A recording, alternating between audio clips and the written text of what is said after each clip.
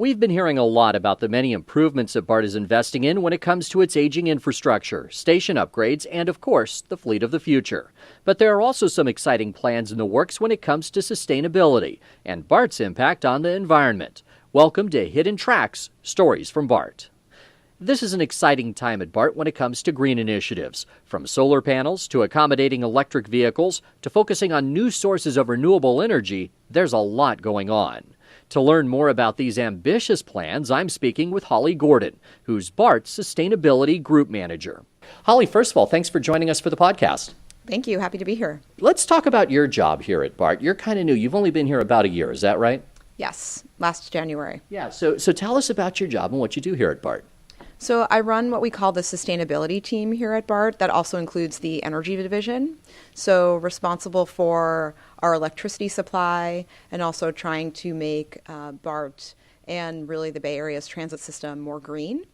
We are looking at moving to a more robust renewable energy portfolio. We're also building solar projects at a couple of our stations. We're looking at supporting California's policy on electric vehicles. So we're adding electric vehicles charging stations at our Warm Springs station right now as a pilot. We're looking at energy storage, also at reducing our water use, recycling, all things like that. Yeah, I mean, you have your hands in all sorts of projects. One of the things I was interested in learning about, one of the first initiatives you were involved with was getting new LED lights installed at the Montgomery station in San Francisco. That sounds like a pretty simple thing to do, but apparently it was a process. Tell us about that. Yes, well, we'd had some trouble with the lighting in Montgomery before I started, and I got pulled into a project with the district architect's office, the maintenance folks, as well as folks from my team and the planning teams. And we stood on the platform and had a conversation about what kind of lights we wanted. And I thought this would be a fairly simple process. And we did wind up with wonderful lights that we're all very happy with. But finding the sort of Venn diagram of lights that are easily maintained, that also look nice and are aesthetically pleasing from the district architect's perspective, and then are also energy efficient from my perspective, was not as simple as I'd expected. So it took us some time to get there, but the lights have been chosen, installed, and we're very happy with them. Yeah, of course, power is a really big deal at BART. I mean, we need the electricity, and we're a huge consumer of that electricity. Let's talk about that. Talk about the scope of how much power we consume, and what does it cost the agency? So we consume about 400,000 megawatt hours of electricity per year, which is similar to about what the city of Alameda consumes, if you want to think about it in terms of a size of a city. And it costs the agency in the low 40 million range, about $41 to $43 million a year just to purchase our electricity. So that cost can be broken down a couple of ways. It's primarily the energy itself, so buying the actual electricity, and then also paying for the electricity to be transmitted and distributed, so really delivered to BART's system.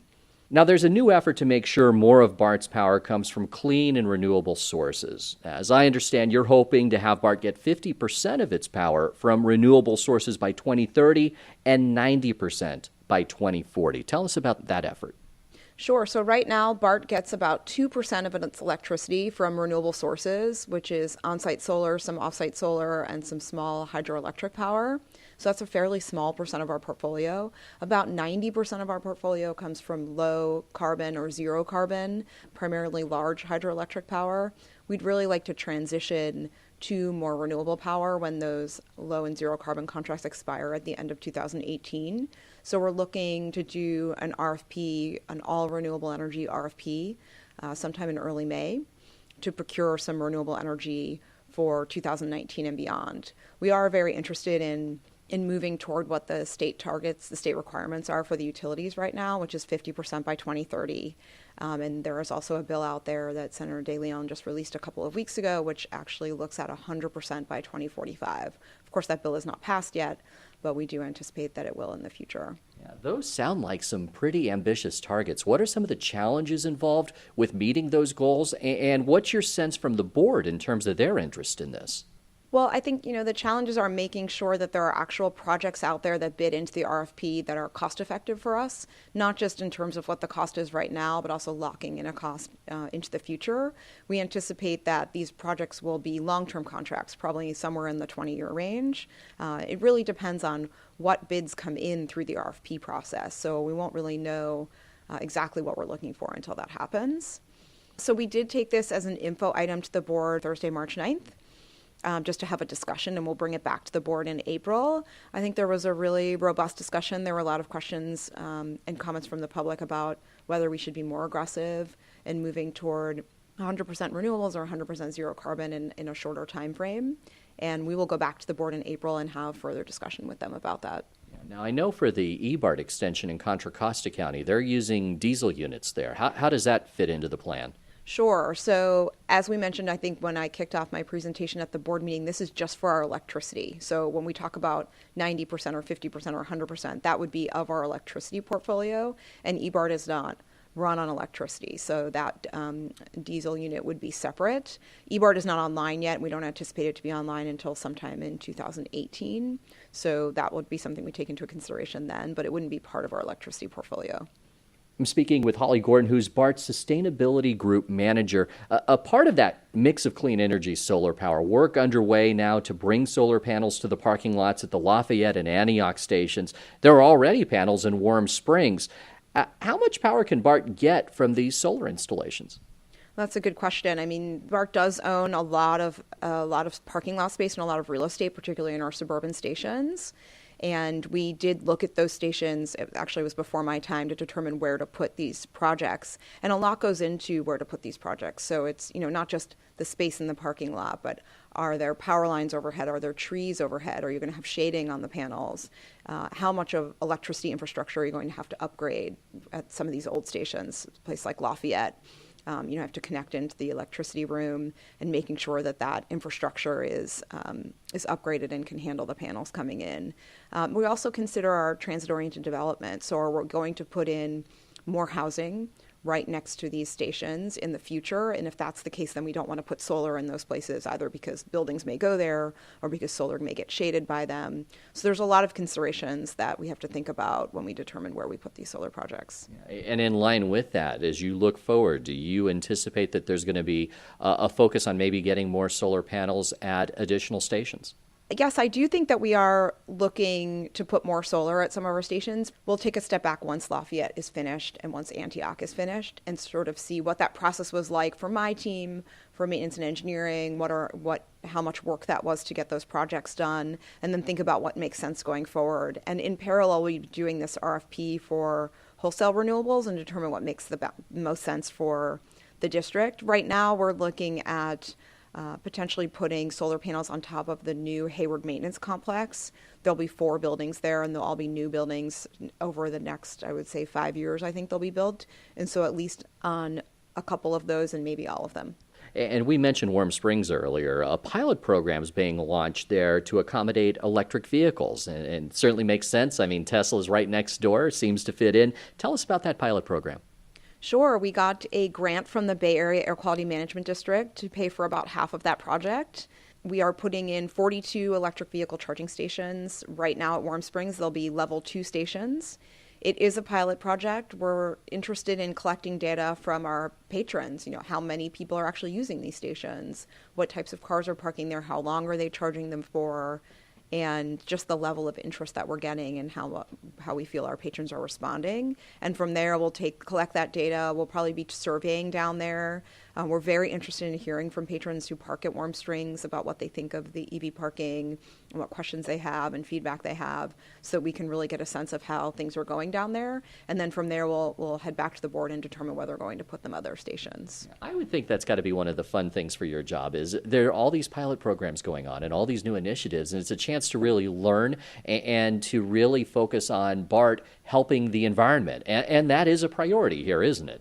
Yes, this is really why I took the job. My background is I'm an environmental lawyer with also an energy background, and I've worked in solar policy and regulatory work. And this job really combines all of those things. It allows me to work on some legal issues, some policy issues, to get involved in what's happening at the state level with electric vehicles, with renewable energy, but also do some operational work and project manage and oversee some construction of these projects, which is really exciting. Now, BART does have a sustainability policy, but as I understand it, hasn't been updated in a while. Where do we stand on that? That's correct. We do have a sustainability policy that I believe is on our website dating back to about 2003.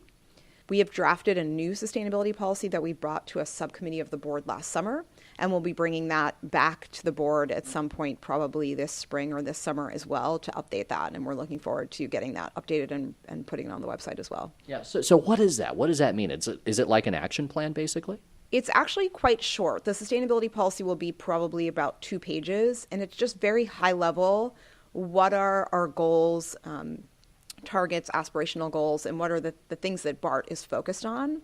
It's not an action plan per se. We are doing a sustainability action plan. That's a 10-year lookout for the district, looking at projects that are currently under construction, projects that are currently in the works, and then future projects that the district may do depending on feasibility and resources and things like that. So that 10-year action plan, we're working on that right now, and we expect to have it done sometime this summer.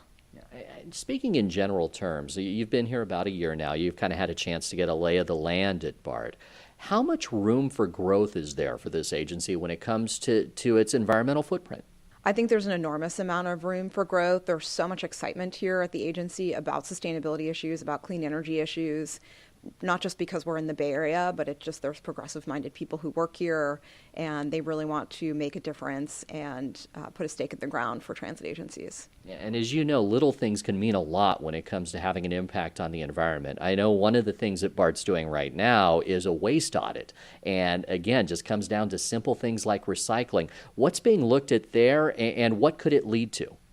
Sure. So we are in the middle of a waste audit right now. We're looking at 6 of our stations, just a variety, underground, downtown, suburban stations, ones where we've struggled with recycling, ones where we've gone well with recycling. And so we're looking at all of those stations and doing an audit, just not just of how much recycling is happening, but the entire stream, from the patron putting something in the trash to the system service worker cleaning up the station and putting that trash out to be collected. So we want to understand how that process works, and then decide from there about what we're going to do next for our stations to try and increase the recycling that's happening in our stations. Yeah, and that's a big deal. We're talking about a transit agency that carries some 430,000 people on a typical weekday. That's a lot of folks, and that leads to a lot of trash. It absolutely does. And one of the challenges is that we're in 4 counties and multiple cities, and each city has their own type of recycling program. They have different waste haulers that come through San Francisco versus Oakland versus Walnut Creek versus Berkeley. So it can be a little bit challenging. We're trying to find some consistency and uniformity so that we can have a more robust recycling program. Holly Gordon, BART's Sustainability Group Manager. Thanks so much for joining us. Thank you. Appreciate it.